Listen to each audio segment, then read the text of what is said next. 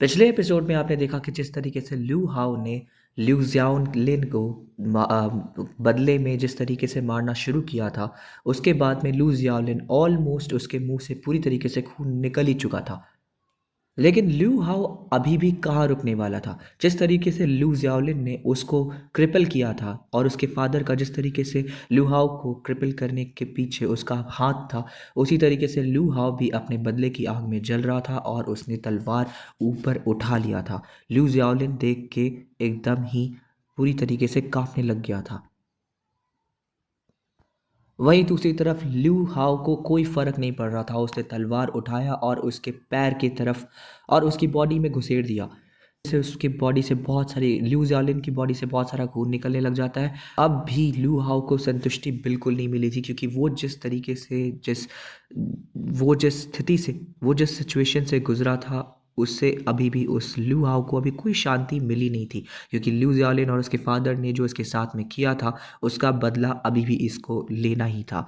तो ल्यू हाउ अब एक एक करके ल्यू जियाओलिन से बदला लेने की शुरुआत कर रहा था। उसने एक बार तलवार घोंप दिया था, अब इसके बाद में वो और भी कई सारी तलवार घोंपने वाला था।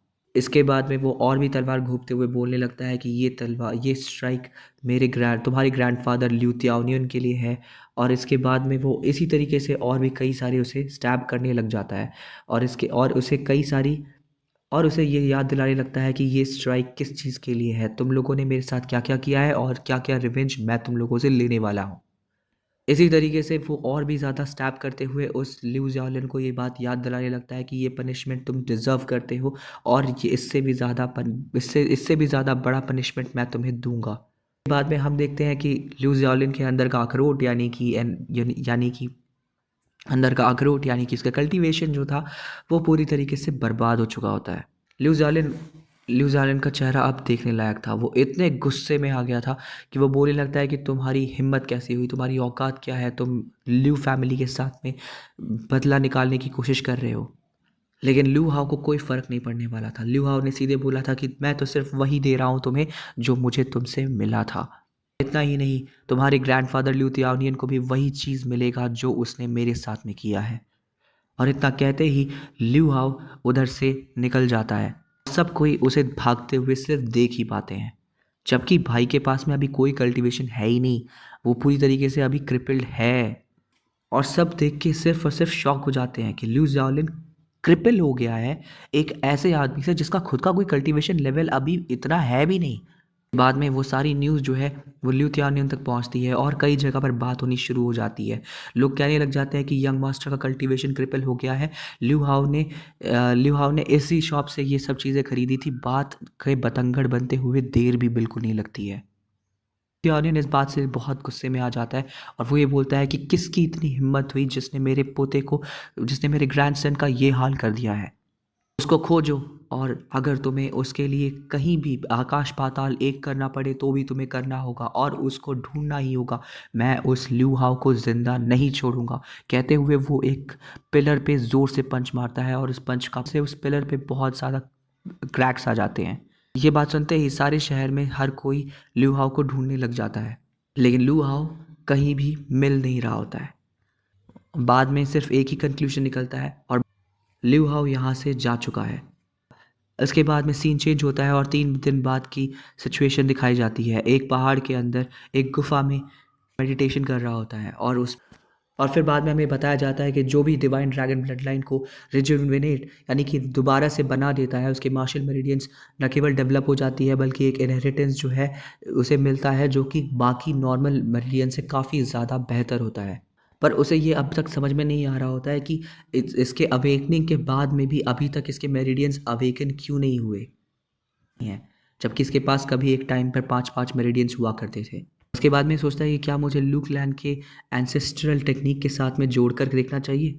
तो उसके बाद में उसे गोल्डन ड्रैगन 9 ट्रांसफॉर्मेशंस के साथ में उसे जोड़ कर करने की कोशिश करता है और उसे बताया जाता है कि एक कहानी के अनुसार गोल्डन ड्रैगन 9 ट्रांसफॉर्मेशन जो है वो लूक लैंड का सबसे बढ़िया बढ़िया किस्म का कल्टीवेशन टेक्निक है, जिसे 9 ट्रांसफॉर्मेशन कहा जाता है। और कोई भी जो भी इस कल्टीवेशन टेक्निक को प्रैक्टिस करता है वो ज़मीन आसमान में सबसे ज़्यादा इनविंसिबल होगा, उसकी कोई बराबरी कर नहीं सकता है। उसकी बॉडी जो है वो इंडिस्ट्रक्टिबल होगी, बिल्कुल एक गोल्ड की तरह, मतलब उसे कोई हरा नहीं सकता।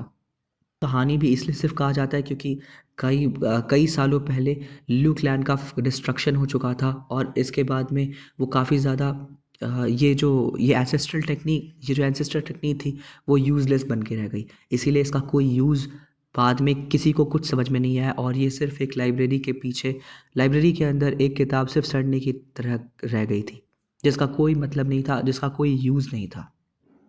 ये ल्यू हाउ बिना टाइम गवाए वो अपना एंसेस्ट्रल टेक्निक यूज़ करने लग जाता है और उस टेक्निक को एक्टिवेट कर देता है। 1.5 महीने के बाद में सीन चेंज होता है और आपको 1.5 महीने के बाद की सिचुएशन दिखाया जाता है, जिसके बाद में वहाँ पर बहुत तेज़ रोशनी दिखाई देती है और फिर बाद में हमें गुफा के अंदर से एक बहुत तेज़ रोशनी नज़र आती है और फिर हमें दिखता है कि लू हाव ने अपनी मेरिडियंस को अवेकन कर लिया होता है, रिकवर कर लिया होता है, उसकी कल्टीवेशन भी वापस से लौट आई होती है, जहाँ पे वो सेकेंड स्टेज ऑफ की कंडेंसेशन में होता है। उसकी खुशी के कोई ठिकाना नहीं रहता क्योंकि वो फाइनली एक मार्शल आर्टिस्ट दोबारा से बन चुका होता है और इसी के साथ उसने सक्सेसफुली एक इनहेरिटेंस मेरिडियन को भी इनहेरिट कर लिया होता है। और बाद में बताया जाता है कि एक इनहेरिटेंस मेरिडियन का मतलब होता है कि ये 5 ऑर्डिनरी मेरिडियंस से के बराबर होता है, यानी कि तुम्हारे पास सिर्फ एक चीज़ है और उसका क्वालिटी ज़्यादा अच्छा है तो वो बेटर है।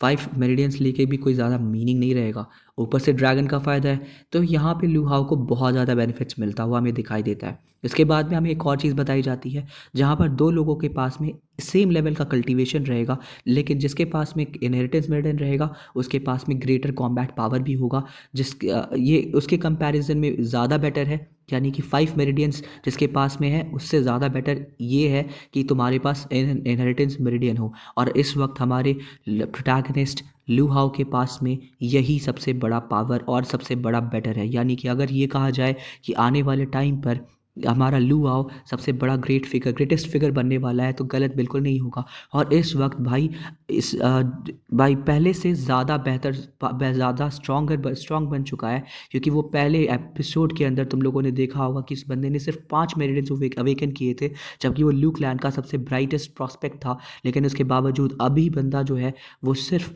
एक इनहेरिटेंस मेरिडियन को अवेकन कर चुका है और इसीलिए वो पहले से काफ़ी बेहतर है, क्योंकि उस वक्त उसे कोई इनहेरिटेंस मेरिडियन मिला नहीं था। लेकिन अभी भी लू हाउ चाहता है कि उसे वो 3 और मेरिडियंस को अवेकन कर सके जो कि ऑर्डिनरी रहेंगे। अगर वो कर लेता है तो वो एक ऑर्डिनरी से वो अभी तो फिलहाल जीनियस है, लेकिन अभी उसके जैसे ही वो ऑर्डिनरी मेरिडियंस को करेगा, जितने जितने मेरिडियंस को और करेगा उतना फास्ट उसका कल्टीवेशन लेवल और इंक्रीज़ होगा। वैसे तो ऑर्डिनरी मेरिडियंस जो है वो सिर्फ लिमिटेड रहते हैं 8 तक ही, लेकिन इनहेरिटेंस मेरिडियन का कोई भी ऐसा रिस्ट्रिक्शन नहीं है, यानी जितना चाहो उतना हो सकता है, मतलब फ़ायदा तो डबल से भी ज़्यादा है। पर वैसे तो इनहेरिटेंस मेरिडियन को ओपन करने का कोई लिमिट बिल्कुल नहीं है, लेकिन इसे खोलना बहुत मुश्किल है और लू हाउ इसे खोल पाया है, वो इसका लक था, इसमें कोई कमी की बात नहीं है। इसके बाद में हमारा जो लू हाउ है वो ये सोचने लगता है कि अब इस बात को अपनी किस्मत पर छोड़ देता है कि वो देखेगा अगर वो इनहेरिटेंस मेरिडियन और भी खोल सकता है तो। लेकिन फ़िलहाल वो लू थियान्यून और उसके लोगों को सबक सिखाने के बारे में सोच रहा होता है, लेकिन वो ये सोचता है कि वो लू थियान्यून जो कि 6th स्टेज पर है, ट्रू की कंडेंसेशन के 6th स्टेज पर है, और अभी फ़िलहाल हमारा वो जो बंदा है, हमारा एमसी जो है वो उस स्टेज पर बिल्कुल भी नहीं पहुंचा है, इसीलिए वो ये सोचता है कि मैं जब उस लेवल पर पहुंचूंगा उसी के बाद में मैं तुम्हें बताऊंगा कि तुम्हारी औकात एक्चुअल में क्या है।